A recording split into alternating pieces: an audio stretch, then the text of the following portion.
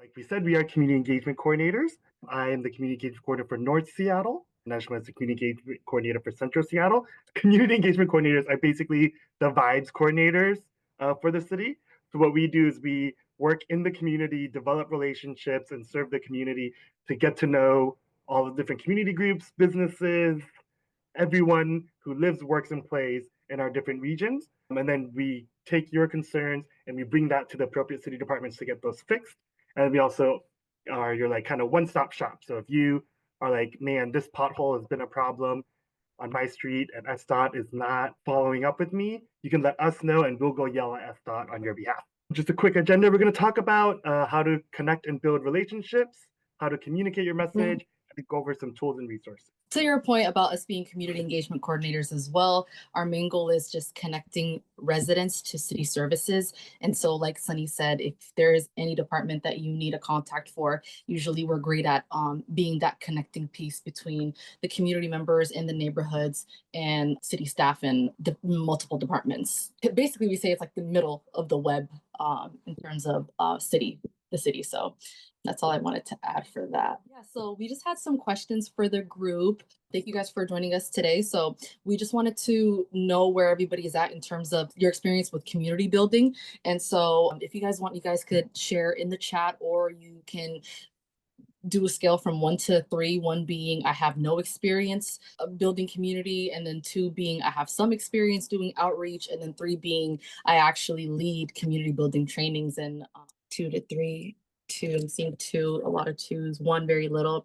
Okay, that's good. We'll be able to assist and make sure that you're very well prepared at the end of this presentation. And then the second question that we have for you is, what words come to mind when you think of community building, outreach, and engagement? And again, feel free to unmute or share in the chat what scary, connecting, sustainability, challenging, for sure, exciting, sort of our work. It is.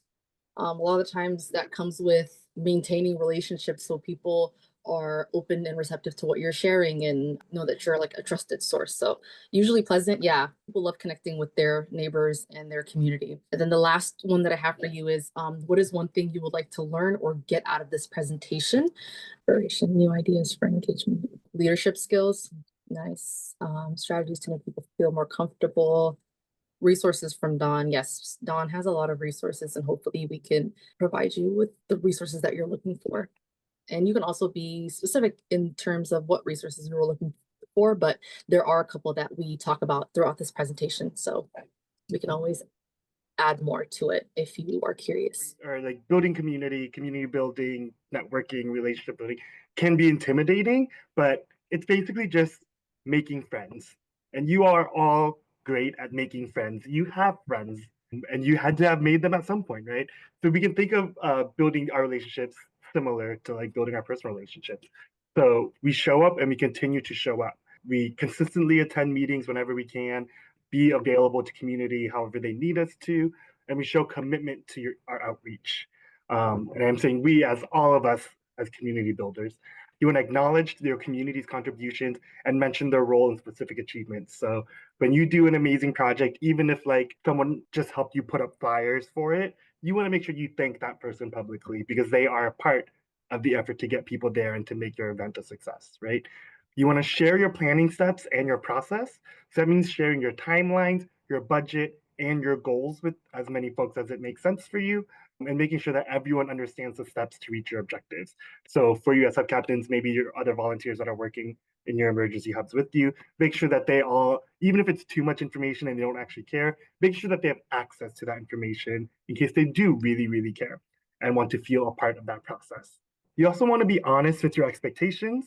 So you want to communicate realistic goals with your team, and you want to outline what is feasible within a specific time frame instead of overpromising. And you want to be open to people pushing back against your idea of feasible. Because if other people are going to be part of doing that work, you want to make sure it's work that feels surmountable to them. So you want to be open to challenge and question. And you want to find out what your community's capacity is to do that work. You don't want to overcommit other people, right? And the last one, ask questions and be open to learning. A lot of community engagement is a learning experience. Communities are always changing, so we are always learning how different communities want to be engaged, as well as new things about how we work and the best practices in community engagement. Okay, so now we're going to go over the basics of outreach and engagement. To do outreach and engagement, it's very important to spend time in community. And so, working with friends, community members, never try to do it alone. You'll have far more impact doing it together. Of course, knowing your neighborhood. So, doing research, like mentioned, spend time in the community and get to know your local neighbors and your local businesses and try to support them as best as you can. Could do yard sales, pop-up events. Those are always really nice ways of networking with your neighborhoods and trying various ways to reach out. So this could be through social media, which is of course very popular, and then signs in the neighborhood and partnering with community organizations. I know folks mentioned like community engagement feels challenging. In the past, folks have talked about how it felt intimidating or scary. But all you need to do is focus on having real conversations and building relationships like normal human people, right? People are excited and thankful that you are doing this work. You are doing great work to prepare this city for the worst days of many, what could be the worst days of many people's lives, right? And you are making their days that much easier. So people are grateful to meet you. People are excited to meet you. Clearly communicate the value for community. Explain the work that you are doing in a way that explains the impact to that neighbor.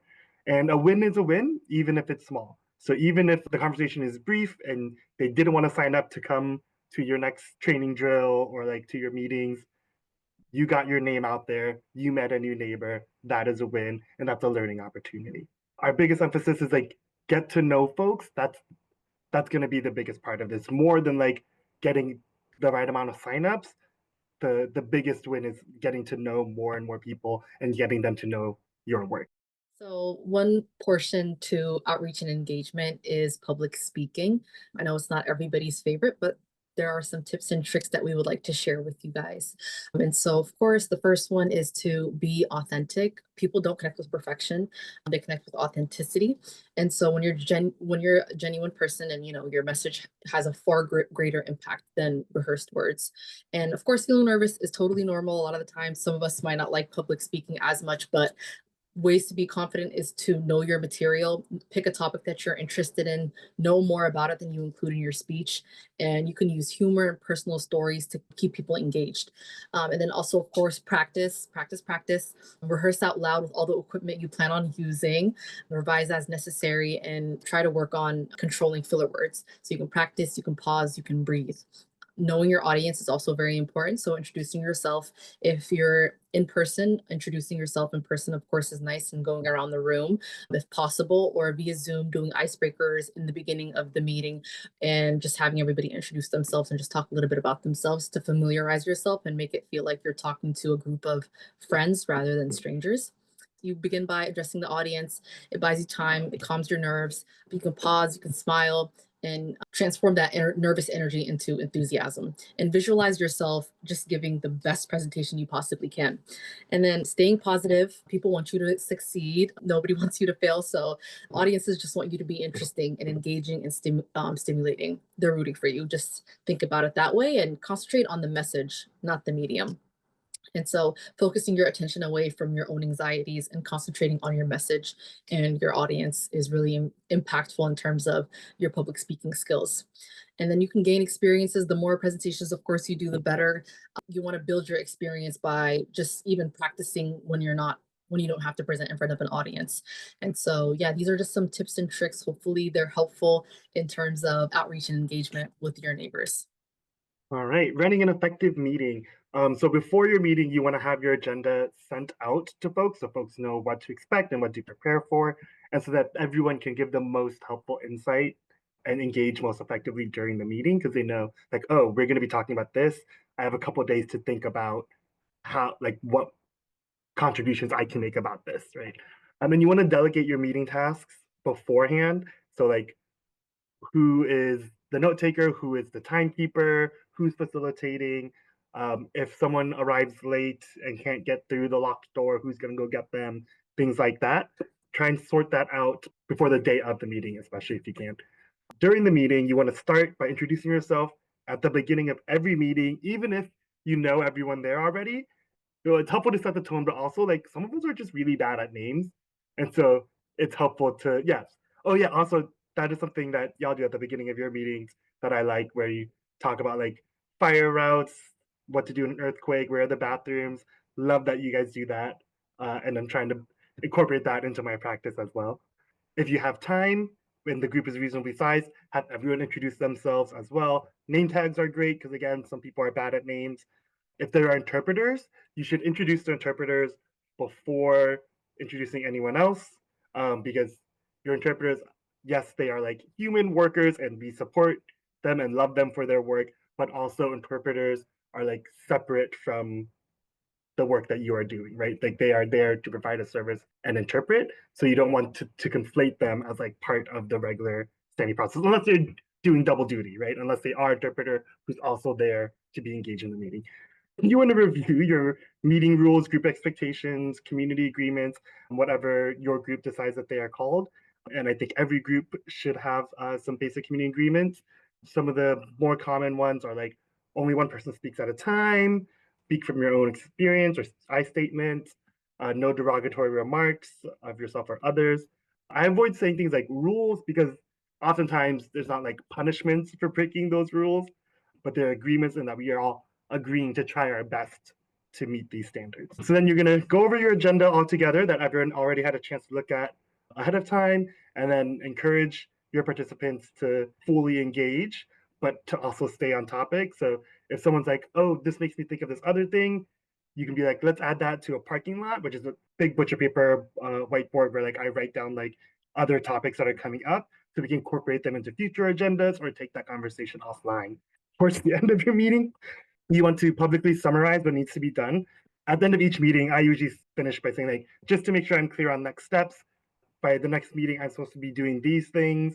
Nejma, I think I in the notes it said that you are going to bring snacks to the next one, blah, blah, blah. Just making sure that everyone is clear on what the final steps are. And then finish by thanking everyone for being there, thanking the folks that you delegated tasks to, interpreters, etc. We always end with gratitude and appreciation. And then after the meetings, I like to follow up with an email out that's like, just what I said at the end of the meeting. Here's everyone's next steps. See you at the next meeting. Here's when I'll send out the next agenda. And here's when the next meeting is. So I've been to this class 3 times and I have been practicing these things, and people are stunned at the end of the meeting by this feels so organized. People appreciate a well-run meeting, and I really think you guys have covered key topics here. Thank you. The next thing we're going to be going over is the events checklists. So there are many tips in the Hub's Captain Guidebook. And of course, in-person events can be very effective if you can get people to turn out, but there are some basic considerations about meetings or event venues to make participation easier and remove barriers. And so these bullet points just will help guide you to see if you picked an appropriate venue. So is the size suitable, comfortable and set up for audio? Is it a central location? So can everybody get to it? Is it a neutral gathering location? Is it accessible? You really want to make sure that you are operating in a building that has an accessible entrance. And then are all the things that you need available there? Chairs, tables, audio systems, those kinds of things. You really want to make sure that your event venue has all of those things. And then other considerations include if children are welcome, if there's childcare offered, a kids activity corner, maybe so parents can partake in some of these meetings. And then will the time of your event work for your intended audience? So for example, if you were working with youth, of course, you wouldn't want a meeting that's on Tuesdays between 12 to 3 p.m. because it probably would not work for youth. And so those are just things that you want to consider.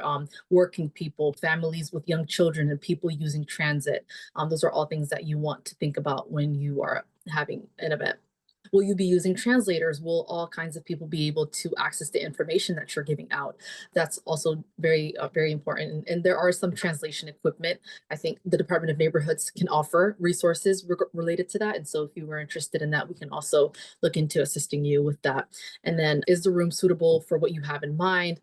Will the event have different ways for people to express themselves? So if it's one of like a forum, for example, if people aren't comfortable speaking, maybe having a written format so that people can anonymously give feedback or that kind of thing. Those are just really important things that you want to consider. And then will relationships be built with this event?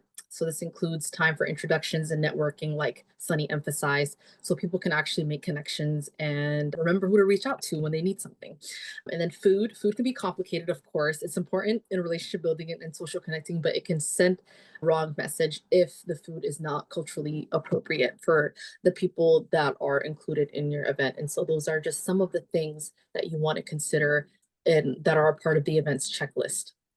I'll just add something that we've been talking about at Dawn when it comes to accessibility is like beyond the building's accessibility, is it accessible via transit and via car? Is there available parking for folks who like depend on their car to get around? And is there regular enough bus line close enough that folks can take transit to get there too? We use the term trusted partners a lot in our work as community engagement coordinators, and trusted partners are the folks that we build relationships with and not transactional relationships. Instead of just being like, hey, we have this survey, can you fill it out? Thanks, bye. We are like there, even when no one needs anything, we're there if they need us. We know that they are there, we need them, but we're also there for each other when no one needs anything. We go to these meetings, even if we're not asked to make sure that we are present and building those relationships. So we build trusted partners by utilizing our existing networks and the neighborhood's existing networks, right? So think about community organizations and groups that already exist and are already connected to neighbors. Are there community councils in the area? Are there PTAs? Are there like weekly board game meetups? Like where are people in the neighborhood already networking and building relationships? Every population that your group is going to work with is a unique opportunity to broaden your understanding of who makes up your community, right? Build trust by asking the community how they would like to be engaged, right? So, you know, like, hey, we have these meetings. Does that work for you? Or is there like another way you want to stay in touch? And folks might be like, we are not a group of folks that are great at showing up to meetings, but we will answer every email. Or like, if you send me the emails, I will like talk to my group and then we will send back one email after like talking all together, right? So making sure that you are asking groups what the best way for them to be engaged is. And that's a negotiation, right? They might come up with something like, no, actually move your meeting date, and you can push back like that doesn't work for us. We can figure something else out, right? But do go out to community instead of always asking them to come to you. There's a greater likelihood of engagement from underserved communities when organizations take steps to enhance their relationships with those populations. So instead of just like asking everyone to come to City Hall all the time, they created our job so that we can go out into community and be there amongst the people. And though you are all trying to provide a service and do some important work, ask folks in community how you can support their work too, right? How do you collaborate and co-create together? And learn about your community with a sincere interest, not a transactional interest.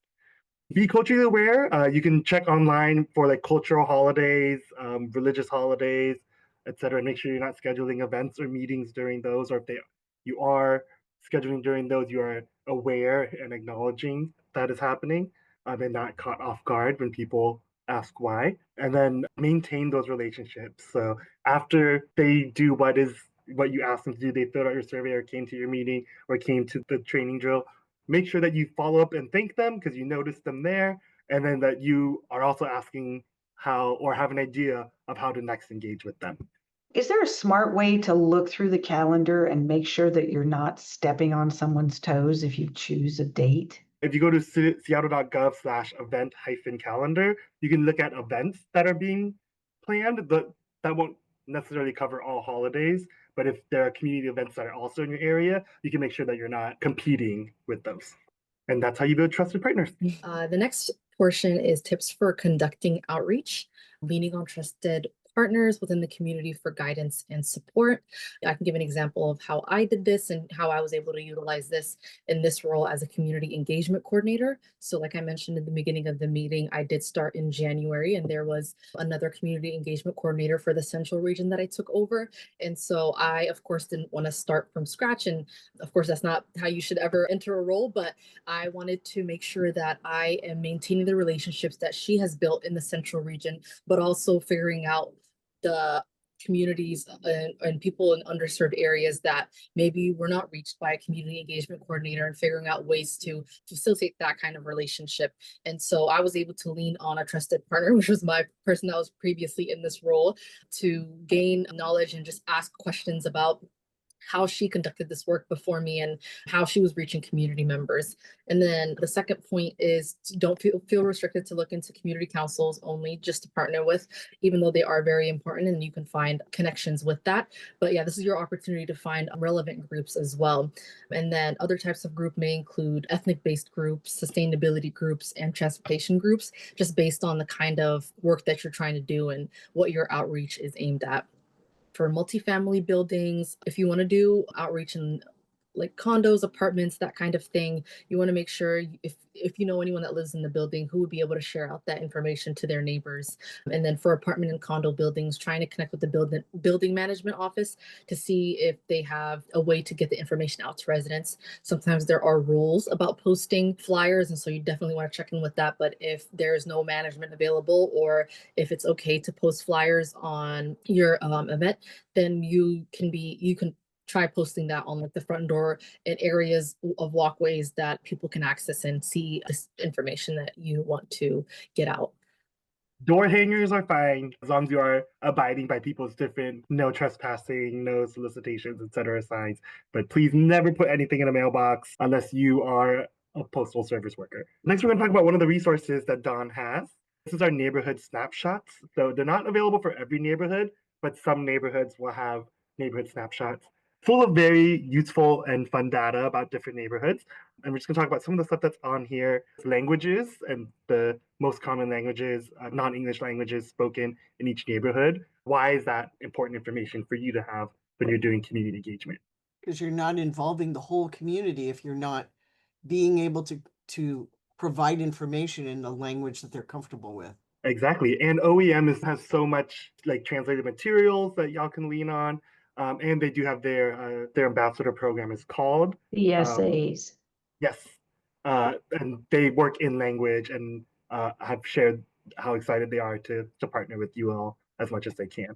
And for the new hub captains, we do have the hub brochures in 7 or 15 languages, and we also pick up the city's infographic in those multiple languages. So if you do an outreach event, we can get that stuff to you. It talks a little bit about, or it shares data around income and education statistics for different neighborhoods. Does anyone want to share why that might be important?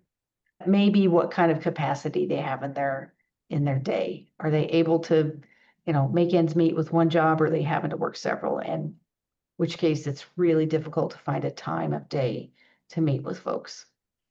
Very, very much that.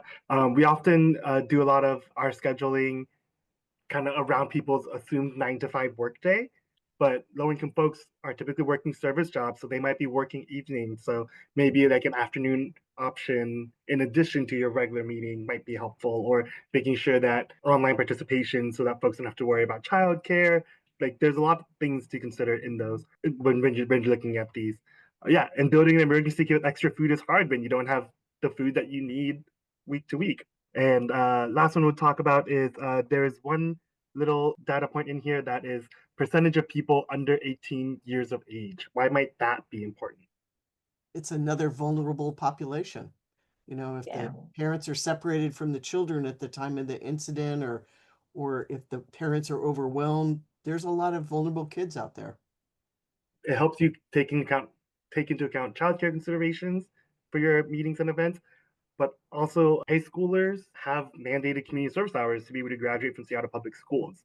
So you have a whole collection of young people who are ready to get involved in their community and in fact required to get involved in the community in order to receive their diplomas. 60 hours was last I heard. There's a few other data points that might be of interest to different folks. Feel free to use that link, especially once this deck gets sent out, and look through the neighborhoods that are, if there's not one for your neighborhood, you can look at the neighborhoods closest to yours.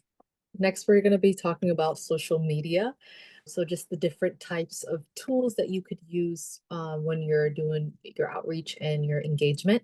So of course, we're all familiar with Facebook. Meta owns Facebook, Instagram, and Threads. which is an alternative to X. So on Instagram and Facebook, you could do long form posts and photos and just reels to engage people. I know Instagram is pushing out a lot of reels as of late. And so if you really want to connect with people, those are great ways that you could use social media to leverage that. And then X, formerly known as Twitter and Blue Sky, shorter text posts. Usually people aren't really posting long form content on these platforms, but those are just ways that you can quickly get information out to the people that you are serving. And then there's Nextdoor, of course, for ultra local posting specific to your neighborhoods, your communities, and a quick way to get information out to people if you want them to attend events that are even maybe day of. And then the Department of Neighborhoods public calendar, that's a great resource. So if there are events that you want put on on our calendar, you can also let us know and we could do that. And it'll be, you can mention if it's a public event, or if it's private, then of course we would not put it. And then YouTube for long form content. It's of course a video platform and live streaming option with verification. And this could be a great way to get information out to people. And maybe if you want to do a live stream and you want people to interact with you in real time, this could be a way that you could facilitate meetings as well. So these are just some of the social media options and the types of tools that you can leverage when you're doing this kind of work. When you're writing your social media posts or creating your social media posts, we also recommend an active voice. So instead of Matthew's speech will be cleaned this weekend by a team of volunteers, you can join by signing up to help. I recommend something like, we want or need your help cleaning Matthew's beach this weekend. Sign up at the link below. I always recommend links for more information, even if that link just goes to like your Facebook page, or if you have a website or a Google site or something, so that you don't have to fit all of your information into those little Blue Sky text boxes. Include a call to action, and if you can, include a photo or video. I recommend looking at social media posts from similar organizations who receive a lot of engagement. So like, what is OEM posting? What are other emergency hubs posting? What are other community organizations and community groups posting? Don't look at like what is Wendy's or McDonald's posting. Don't look at like what fully paid social media managers are posting. Think about like, what is the capacity and the skill set that you are operating from. And then be prepared with drafted text and information so that partners can also post it, not just share your post. We call it a social media toolkit. So like, here are some images that you can post, a few different options for like text descriptions of the event that we're pushing out, and then sending that in an email to your trusted partners. You'd be like, hey, would love it if you could pick from some of these pictures and some of these texts to post onto your social media to help us get the word out for these different events or campaigns or efforts. Sunny, I was actually just going to ask that because I understand the Spanish populations down in South Seattle are very heavy users of Instagram, and the Vietnamese, there's populations that have migrated to channels. Have you guys tracked that, or do you have any more information about what you're hearing? Have you compiled that, or we should just go and be sensitive to what ask around? I would say to ask around. We don't really track that. I think like each of us will have like different, we can like anecdotally share from like our different regions and our different personal experiences. But as a department, we don't really have a tracker of It felt weird to me to say, well, good, well, share with me what your Instagram channel is, and I'm like, they're just going, why? So that's where a trusted partner is going to help me, who I can say, here's the message. Can you put it out through your channels? But yeah, next we can talk about the Department of Neighborhoods and just us as community engagement coordinators. So like mentioned before, we want to make connecting with the city easy for you and your community. Just making participation in civic life easier in the 4 areas that we serve. And so this is North, which Sunny serves, and then Central, which I'm serving, and then West Seattle and South Park, which is served by Rosa Garcia, and then Southeast, which is served by Alvin Edwards. And so you can reach out to any of us if you live in any of those regions for honestly anything civic life related. And then also attending meetings and events and reporting back to appropriate city staff. And so a lot of the times we're able to report back what we hear in community and concerns that people have to the mayor's office. And this can be a great way in figuring out what's going on in communities and what people want to hear from the city or government. And then support outreach and engagement planning across city family. And so we have a lot of interdepartmental meetings, and we oftentimes work with people from other departments and come together and share updates. And then elevating community concerns, of course, and ensuring follow-up from city services. And so a lot of the times we will hear a problem, maybe raise it up, and then we'll have like an action plan if it's something that we can either take care of or if it's something for the mayor's office, for example. And so this is just a little bit more about us as community engagement coordinators and just our roles at the Department of Neighborhoods and how we can best serve you all. And we are not the only department that is ready to help and serve you all and support your work. So the Office of Immigrant and Refugee Affairs, OIRA, as we call it in our cubicles, improves the lives of Seattle's immigrant refugee community. So they're great folks to reach out to about their ethnic media program. So if you're like, there is a large Vietnamese population in the area that I am volunteering and working in, how do I reach those folks? They would be the ones to tell you like, oh, here are the best radio stations and newspapers and blogs that serve the Seattle Vietnamese population. They also have a language access program to help get city services translated if you're partnering with them. I don't think that they do like community translations, but if you are partnering with a city agency of any kind, you can ask them to put in the request to get some things translated. We all do also have our own budgets for translations too. Office of Economic Development builds an inclusive economy in the city of Seattle. So there are small business arm, OED. They do small business outreach and support. So they know they have strong relationships with a lot of the small businesses all across the city. Nejma and I, both outside of our work at DON, are like trusted partners for like our communities as like bilingual folks. Finding folks who want to be engaged, who like say Spanish is the top non-English language in your neighborhood. Finding someone who is excited to support and help your work, who is bilingual in Spanish, and then working with them to figure out the outreach plan to make sure that we are getting the materials out to them. And sometimes that's going to like Spanish speaking events. And sometimes it's like finding the nearest Mexican grocery store or grocery store that might have what a lot of Mexican families are looking for and putting flyers up there with translated materials on how they can get more information, even if that's just pointing them to OEM's translated website. So it's in my experience, sometimes folks who don't have a lot of money have a lot more social connections, social safety net experience navigating. Yeah, we call that social capital as opposed to financial capital. The next thing that we had for you guys is just examples of investments and relationships at the Department of Neighborhoods. And so these are just some examples that I'll just quickly go over and I could explain. The first one is the Neighborhood Matching Fund. And so they usually give grants to neighborhood groups, community organizations, informal groups, and business groups who want to do a project to build stronger community connections. So those are the people that are usually encouraged to apply. And so these are projects that are developed and implemented by community members.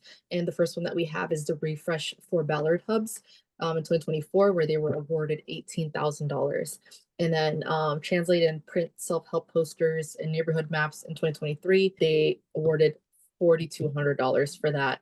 And for emergency hubs, this is not the most updated one, but increasing our outreach in 2020, that they were awarded $33,360. And then this included interpretation, translation, and multi-language videos. And so these are just some of the examples that we have for investments and relationships. And then for community relationships at the Department of Neighborhoods, like I said, we're really that connecting piece. And so we know how to connect groups and their priorities and interests, and we're able to share city news and information with them in a timely manner. And so sometimes if there is something in the local blogs or newspapers about the neighborhoods that I'm serving and it's affecting, maybe I'll contact one of the community councils that serve that specific region or that specific community so that they can get it out to their contacts and spread the word about what's going on. And so that's also a bit of our relationship building with our community members, letting them know that we are in tune with what's going on and we're trying our best to get the information out to them, especially since there's so much going on. So there are lots of different kinds of groups, right? You are all in your neighborhoods. So there are like the Greenways and Bicycles and Pedestrian Advocacy groups that are in most regions of our fair city, like the Ballard Fremont Greenways. Because our last training was for North Seattle Hub, all of our examples throughout this presentation are North Seattle. and also because that is my region, and so um, I got to represent. So there are public safety groups across the city, like the U District Clean and Safe Committee. Ballard has a Clean and Safe Committee, but I think that's primarily businesses. You've got block watches, things like that. The North Precinct Advisory Council, affordable housing organizations or community groups like Seattle Housing Authority. Apartments are hard to do outreach and engagement in. You can do outreach and engagement to apartment managers, right, and property managers. Cultural arts or community space like Lake City Collective does programming in language for a lot of Spanish residents and also general services for Lake City. And then you've got sustainability groups like Thornton Creek Alliance. We actually have an incomplete list on our website of groups and community organizations across Seattle separated out by council district. And there's a link there. Once you get this deck, you can just click that link and get to it. And the next slide is just an example of what that list looks like. This one is for District 5, names some of the neighborhoods that are in District 5, because this is important to note. Neighborhood names have no official recognition in our city. And so we apologize if any documents that we make includes a neighborhood that you think doesn't exist, or we miss out on a neighborhood that definitely does exist. We are doing our best, but these boundaries have no official recognition. So list all the neighborhoods within the district and then all of the organizations that we typically work with or have worked with. We are almost done. Yes, almost there. Next, we're going to be talking about outreach and engagement. And so just ways to stay updated. As we know, communities, neighborhoods are growing, they're changing over time. And it's very important to stay up to date by signing up for emails from local partners in the city. And so just keeping in touch with community organizations and group newsletters and social medias. We did include a couple that you can follow along with. And so there's Mayor Bruce Harrell's newsletters for press alerts. This could be a great way of knowing what's going on within the city and within the mayor. And then your city council members newsletter. This could be specific to your district. The Department of Neighborhoods, we update our newsletter every 2 weeks. And so this can be a great way for you to be connected with what's going on in our specific department and just like what's going on in the neighborhoods. And then the Office of Emergency Management. This is, of course, very important and very useful for hub captains, especially in terms of emergency response. And last but definitely not least, community organizations and some community orgs have their own newsletters. So there's a couple that I'm signed up for. I know there are some neighborhoods that have their own newsletters and they're able to get information to others about what's going on and just staying connected with each other. An example of a neighborhood blog is the Capitol Hill blog. I sometimes like to review that, especially since Capitol Hill is in the region that I'm serving. And so these are just some examples and ways that you can stay updated as neighborhoods are ever changing and people are always moving in and out. Every city department has a newsletter or blog, and they all have very fun names. I don't remember what OEM's is, but ours is called Front Porch, Department of Neighborhoods, the Front Porch. My favorite is STCI's, Seattle Department of Construction and Inspections, because it's building connections. Very fun pun. This was to illustrate what you guys just learned. This was a real example after one of the classes that we sat down in Madrona and we said, all right, we've got to do some outreach. Madrona was one of the new hubs last year. Who do we know that we want to build partnerships with? And so they have a neighborhood association, lucky them. They have 4 churches in their neighborhood, so they listed them. They're people who are plugged into the business community. They knew some places that like to do social events. And of course, for vulnerable populations, they wanted to look at the schools that they've got. So they listed, some potential partners. And then the question was, so what do we do with them? And so to do outreach, they went through each one of these and said, well, at the Madrona Neighborhood Association, what can we do? Well, we can be a speaker at their meetings. We can have outreach tables at their events because they do several festivals a year. They were trying to remember if they actually had a physical newsletter and electronic newsletter, but they could put in preparedness tips in the newsletter. Then they went to churches and they said, well, what can we do to encourage preparedness and resilience thinking and community building?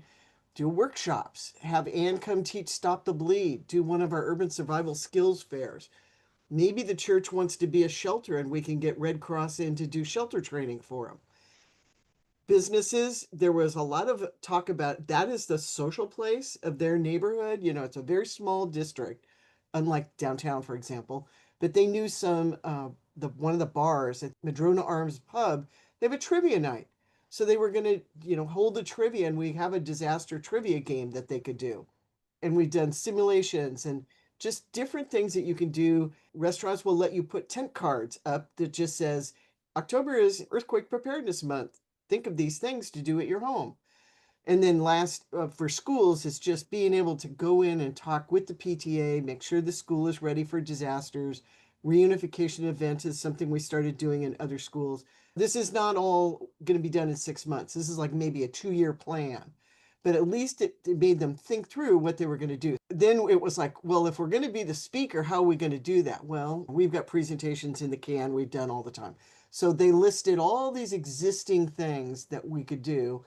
And then there were some questions. What is the partnership level we can do? Is there joint messaging? Anytime they put out a message about something, can we amplify it, or can we put it out to the Madrona group? The churches, there was discussion that one of those congregations does a sermon in language, right? So they had English speaking, and then they had another session in language. And so, they needed to be prepared if that congregation happened to have a high language barrier. What did we need to think about ahead of that? Businesses was, if we're trying to get people in the business district, a lot of apartment people like doing things out in those social events. How do we get to the apartments? We got the tips earlier in there about how to do that. And sometimes there's an aspect of whether we do social media or not. There are people who are all over social media, so you have to be able to reach them. And then PTSA was the same question about languages. Do we need to be aware that some of the parents, English may not be their first language, and do we need to be ready for that? So that's how you apply what we had tonight. What do I want to do? Who can I partner with? How can I target, prioritize, and what are the tools that we already have that will make that easy? Blend it in with culture and vulnerability and economics, and it's your neighborhood. You kind of intuitively know some of that stuff. It's just actually putting it on paper. I also think this is like a once every 4 years or 5 years exercise. Like your community is not going to change a lot. Once you have this down, it's pretty solid. I didn't mean to scare everybody, but it's the brainstorming that whether you work only 3 things off that whole list in the next 6 months, you at least have a plan. Getting neighbors together to talk through this is a really good community building, team building exercise. Get other people talking about it and invested in, oh yeah, I'm the one that remembered we've got 2 banks or whatever. Involve others. It was the core team at Madrona that did that. The language data that we have is built around census data. The census does not ask about use of sign languages. Deaf folks who rely on American Sign Language, are not counted in our neighborhood snapshot either. How are you reaching folks who maybe have great online access, but might not have as much in-person access, right? I recommend reaching out to groups like Hearing, Speech, and Deafness Center or Puget Sound Association for the Deaf as potential partners if you are trying to do targeted work with deaf communities. We attend 2 different disability coalitions. There's one that is specific to emergency planning, and they're very helpful. And then there's a King County Disabilities Coalition. So when we talk to them, and we have learned, it's very hard to make them come to us. And so we want to do some joint work or exercise with them in their venues, the Centers for Independent Living, which have a huge reach in the state of Washington for people with disabilities. So they are there, and we did try and look at the census data. It does collect disabilities information, but they've advised that most people don't like to reveal that on a census. Right. Nice job, everybody. Sunny and Nejma, thank you.